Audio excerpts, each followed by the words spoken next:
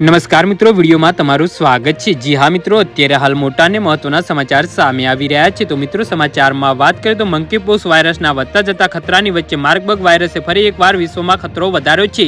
આફ્રિકાના ઘણા દેશોમાં આ વાયરસ કેસ ઝડપીથી વધી રહ્યા છે। આફ્રિકાના માર્બર્ગ વાયરસના 25 જેટલા કેસ નોંધાયા છે, જેના કારણે 100 દર્દીઓના પણ મોત થયા છે।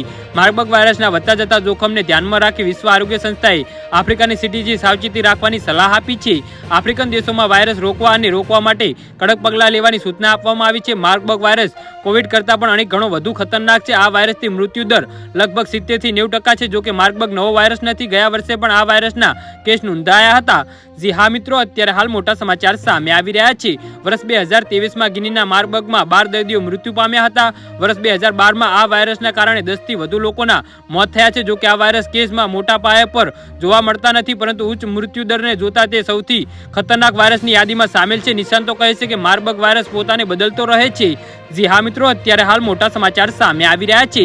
માર્બર્ગ વાયરસ ચેપગ્રસ્ત ચામાચીડિયામાંથી મનુષ્યમાં ફેલાય છે, પછી તેનું પ્રસારણ એક વ્યક્તિને બીજા વ્યક્તિમાં થાય છે। નજીકમાં સંપર્કના કારણે વ્યક્તિને તેનો ચેપ લાગે છે। માર્બર્ગ લોહીને અસર કરે છે, તેના કારણે આંતરિક રક્તસ્રાવ શરૂ થાય છે। આ કારણે તાવ ખતરનાક માનવામાં આવે છે। જી હા મિત્રો, તો આના વિશે તમારું શું કહેવું છે તો નીચે અમારી કમેન્ટ બોક્સમાં જરૂરથી જણાવજો અને અમારી YouTube ચેનલને સબસ્ક્રાઇબ કરવાની ભૂલતા